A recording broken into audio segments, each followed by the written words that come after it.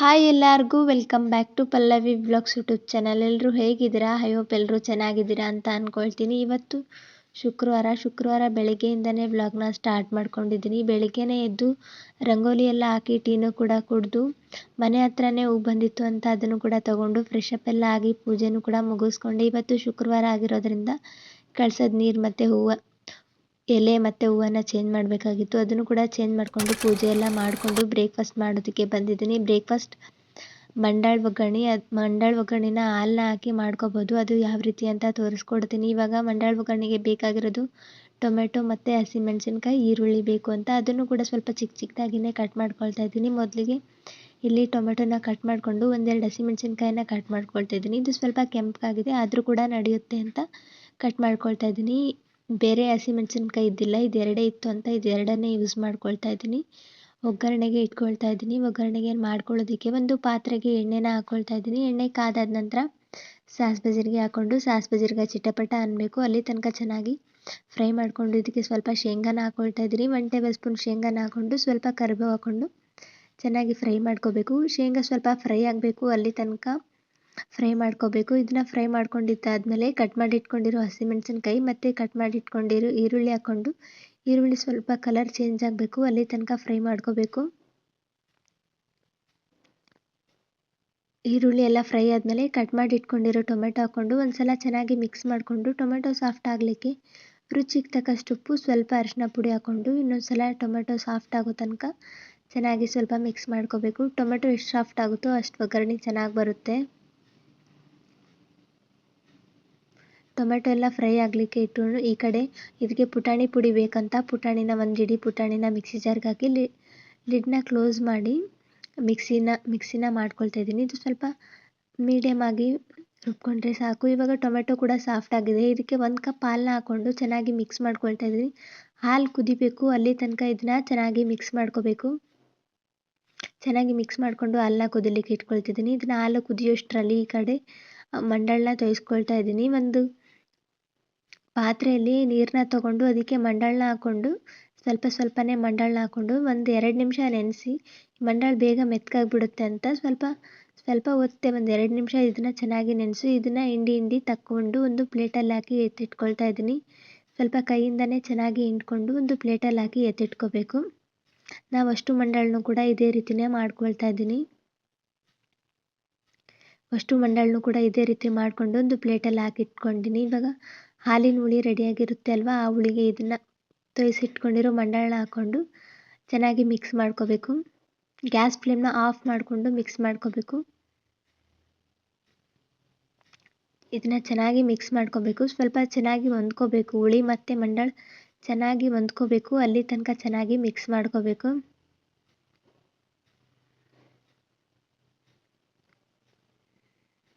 ಇದನ್ನು ಚೆನ್ನಾಗಿ ಮಿಕ್ಸ್ ಮಾಡಿಕೊಂಡು ಮೊದಲೇ ಮಿಕ್ಸಿಯಲ್ಲಿ ರುಬ್ಬಿಟ್ಕೊಂಡಿರ್ತೀವಲ್ವ ಪುಟಾಣಿ ಪುಡಿ, ಆ ಅಷ್ಟು ಪುಟಾಣಿ ಪುಡಿನ ಇದಕ್ಕೆ ಹಾಕ್ಕೊಂಡು ಇನ್ನೊಂದು ಸಲ ಚೆನ್ನಾಗಿ ಮಿಕ್ಸ್ ಮಾಡ್ಕೊಳ್ತಾ ಇದ್ದೀನಿ.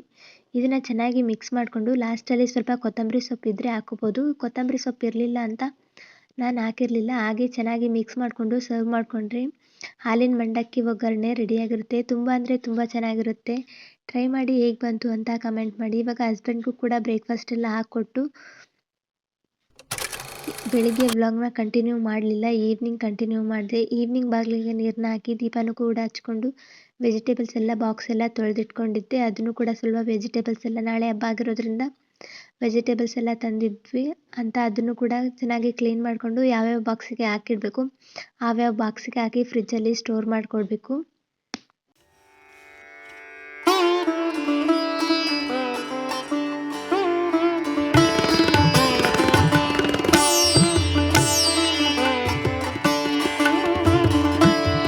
ತರಕಾರಿನ ಯಾವ್ಯಾವ ಬಾಕ್ಸಲ್ಲಿ ಹಾಕಿಡಬೇಕು ಆ ಬಾಕ್ಸಲ್ಲಿ ಹಾಕಿಟ್ಟು ಫ್ರಿಜ್ಜಲ್ಲಿ ಸ್ಟೋರ್ ಮಾಡಿಕೊಂಡೆ. ಇನ್ನು ನೈಟ್ ಡಿನ್ನರ್ಗೆ ಹಾಗಲಕಾಯಿ ಗೊಜ್ಜು ಮತ್ತು ರೈಸ್ನ ಮಾಡ್ಕೊಳ್ಳೋಣ ಅಂದ್ಕೊಂಡು ಹಾಗಲಕಾಯಿ ಗೊಜ್ಜಿಗೆ ಒಂದು ಕಡಾಯಿನ ಇಟ್ಕೊಂಡು ಅದಕ್ಕೆ ಎಣ್ಣೆ ಹಾಕ್ಕೊಂಡು ಕಾದಾದ ನಂತರ ಜೀರಿಗೆನ ಹಾಕ್ಕೊಳ್ತಾ ಇದ್ದೀನಿ. ಒಂದು ಈರುಳ್ಳಿನ ಉದ್ದುದ್ದಕ್ಕೆ ಕಟ್ ಮಾಡಿಕೊಂಡು ಹಾಕ್ಕೊಂಡು ಹಾಗೆ ಒಂದು ಗೆಡ್ಡೆ ಬೆಳ್ಳುಳ್ಳಿನ ಸಿಪ್ಪೆ ತೆಗೆದು ಸೇರಿಸ್ಕೊಂಡು ಹಾಗೆ ಸ್ವಲ್ಪ ಕರಿಬೇವು ಸೊಪ್ಪು ಹಾಕ್ಕೊಂಡು ಚೆನ್ನಾಗಿ ಬಾಡಿಸ್ಕೋಬೇಕು. ಈರುಳ್ಳಿ ಕಲರ್ ಕಂಪ್ಲೀಟಾಗಿ ಚೇಂಜ್ ಆಗಬೇಕು, ಅಲ್ಲಿ ತನಕ ಸ್ವಲ್ಪ ಚೆನ್ನಾಗಿ ಬಾಡಿಸ್ಕೊಳ್ತಾ ಇದ್ದೀನಿ. ಇದಕ್ಕೆ ಮಧ್ಯದಲ್ಲಿ ಸ್ವಲ್ಪ ಅವಿಜೆ ಕಾಳನ್ನ ಹಾಕ್ಕೊಳ್ತಾ ಇದ್ದೀನಿ. ಅವಿಜೆ ಕಾಳು, ಧನಿಯಾ ಕಾಳು ಏನು ಬೇಕಾದರೂ ಅನ್ಬೋದು ಆ ಕಾಳನ್ನ ಸೇರಿಸ್ಕೊಂಡು ಆ ಕಾಳು ಸಮೇತನೇ ಈರುಳ್ಳಿ ಚೆನ್ನಾಗಿ ಫ್ರೈ ಮಾಡಿ ಸೈಡಲ್ಲಿ ಎತ್ತಿಟ್ಕೊಂಡು ಅದೇ ಕಡಾಯಿಗೆ ಸ್ವಲ್ಪ ಎಣ್ಣೆ ಹಾಕ್ಕೊಂಡು ಕಡಲೆಬೇಳೆ ಉದ್ದಿನಬೇಳೆ 1 ಟೇಬಲ್ ಸ್ಪೂನ್ ಶೇಂಗಾ ಹಾಕ್ಕೊಂಡು ಇದು ಕೂಡ ಕಲರ್ ಕಂಪ್ಲೀಟಾಗಿ ಚೇಂಜ್ ಆಗೋ ತನಕ ಇದನ್ನು ಕೂಡ ಫ್ರೈ ಮಾಡಿ ಸೈಡಲ್ಲಿ ಎತ್ತಿಟ್ಕೊಂಡು ಹಾಗಲಕಾಯಿನ ಸ್ವಲ್ಪ ಸಿಪ್ಪೆ ತೆಗೆದು ಅದ್ರ ಬೀಜನೆಲ್ಲ ತೆಗೆದು ಈ ಥರ ಕಟ್ ಮಾಡಿ ಇಟ್ಕೊಂಡಿದ್ದೀನಿ.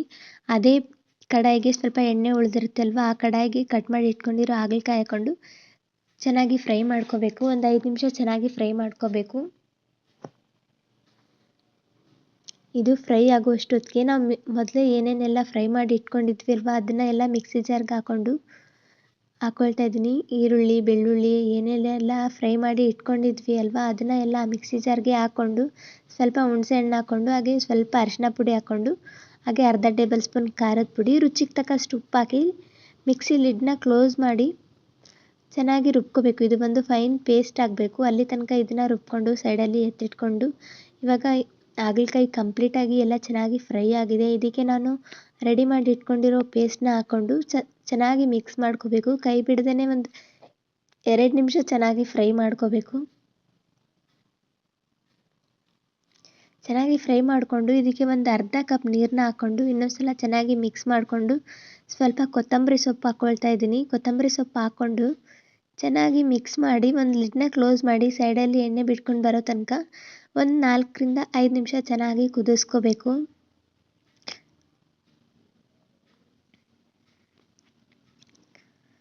4 ರಿಂದ 5 ನಿಮಿಷ ಕುದಿಸ್ಕೊಂಡ್ರೆ ಹಾಗಲಕಾಯಿ ಗೊಜ್ಜು ರೆಡಿಯಾಗಿರುತ್ತೆ. ತುಂಬ ಅಂದರೆ ತುಂಬ ಚೆನ್ನಾಗಿರುತ್ತೆ. ಒಂದ್ಸಲ ಟ್ರೈ ಮಾಡಿ. ಹೇಗೆ ಬಂತು ಅಂತ ಕಮೆಂಟ್ ಮಾಡಿ. ಇವಾಗ ರೈಸ್ನು ಕೂಡ ಮಾಡಿಕೊಂಡೆ, ಹಾಗಲಕಾಯಿ ಗೊಜ್ಜನ್ನ ಕೂಡ ಮಾಡಿಕೊಂಡೆ. ಡಿನ್ನರ್ ಎಲ್ಲ ಮುಗಿಸ್ಕೊಂಡು ನಾಳೆ ಹಬ್ಬ ಆಗಿರೋದ್ರಿಂದ ನೈಟೇ ಮನೆಯನ್ನ ಎಲ್ಲ ಕ್ಲೀನ್ ಮಾಡಿಕೊಂಡು ಹಾಗೆ ಕಡಲೆಕಾಳನ್ನು ಕೂಡ ನೆನೆ ಹಾಕ್ಕೊಂಡೆ. ವಿಡಿಯೋ ಇಷ್ಟ ಆಗಿದ್ರೆ ಲೈಕ್ ಮಾಡಿ, ಸಬ್ಸ್ಕ್ರೈಬ್ ಮಾಡಿ. Thank you all.